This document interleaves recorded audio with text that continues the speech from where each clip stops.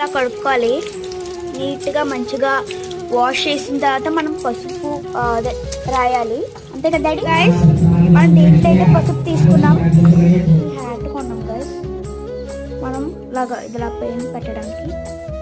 and మనకి decoration items ఎన్ని ఉన్నాయి మన దగ్గర ఇలా పైప్ పెట్టడానికి అండ్ గణపతికి వేయడానికి కొన్ని ఐటమ్స్ లాంటివి ఉన్నాయి అండ్